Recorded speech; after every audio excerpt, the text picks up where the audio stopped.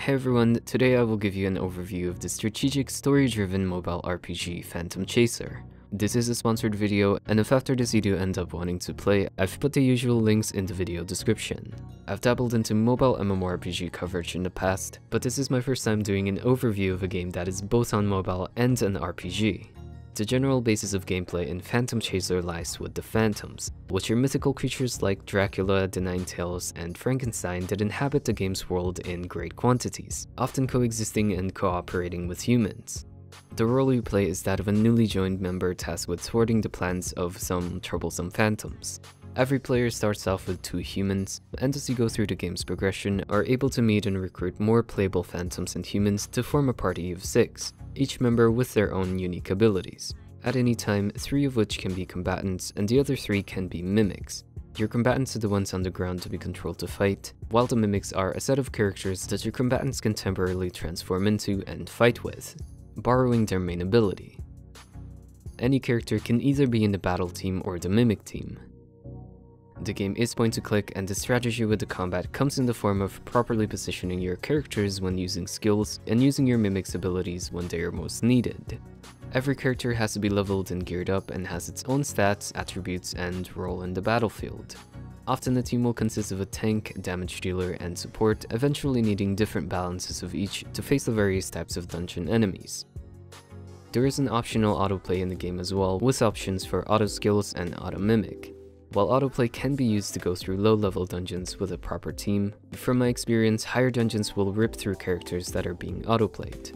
Autoplay will only spam abilities as soon as they're off cooldown, meaning there's high chances of them being wasted on random trash mobs and not being available in crucial fights. Oftentimes, strategy is required by drawing aggro with tankier characters and having specific crowd control abilities like knockback within your mimic group. As with most mobile RPGs, progression in Phantom Chaser is story-based.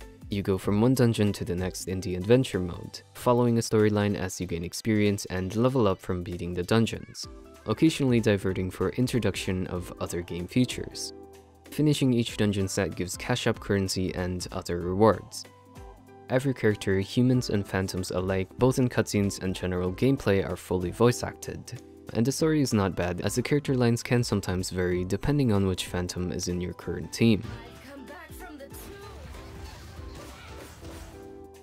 Saved by the phantoms? Sorry sis, the lecture's gonna have to wait. The battlefield has various activities like Scalar Tower for farming upgrade materials by climbing up a tower and beating things up. We also have the PvP arena, other areas I can't access yet, and also a raid area that is still in development. Your team level opens up more content, while individual team members also have their own progression. Each character levels up by being used in combat, as well as by sacrificing other characters for them. There are other forms of strengthening a character, which are Upgrade, Transcend, and Evolution, through which character appearance also changes. Here's the appearance progression of the werewolf character. The higher the rarity of a monster is, the more powerful its abilities generally are, and the harder it becomes to strengthen. There is also a way to craft high tier 4 and 5 star phantoms, but it was a bit confusing and I didn't have the time to dabble with that, so maybe next time. There is a stamina system in the game, though from my experience, stamina is quite abundant. Those are given by finishing certain dungeons, through missions, achievements, waiting, and bonuses given to you by the game.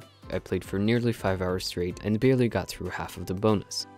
Of course, there is also a gacha system called Choice Shop, in which paid currency can be used to get random phantoms from 2 star to 5 star.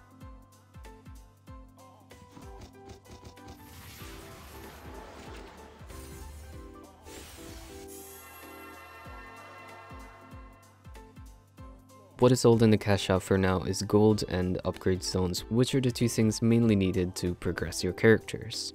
While at this time they are inabundant for me through current achievement rewards, just by looking ahead into the achievement list, it looks like there will be less so in the future and is designed to eventually run out. That should tell you what you need to know if you want to be a competitive player in these type of games. Now I've got a feeling I'm gonna get comments about this regardless, but I want to take a minute to talk about sponsored videos and how I go about doing them. The past 2 months, I've really cranked up the time I spent on video production, and now upload almost 3 times more than my previous months. The occasional sponsored content can help a lot to keep that consistency possible for me, and still allows me to introduce a new game to you guys, so I hope you guys can understand. For the most part, I don't have an issue making sponsored content, as it is quite a substantial way of getting some income from my videos, which allows me to put more into better editing programs, better equipment, and other necessities that greatly help with my channel's growth. With that in mind, everything I say about a game will always be of my own free will, and are based on my gameplay, not ever anything I'm told to say. I'll always do my best to make them straightforward, and with the intention to be informational about the game, as with the nature of all of my videos. Anyways, if you want even more information on Phantom Chaser, you can check out the links in the video description. Thank you for watching, and hopefully I'll see you again in the next video coming very soon.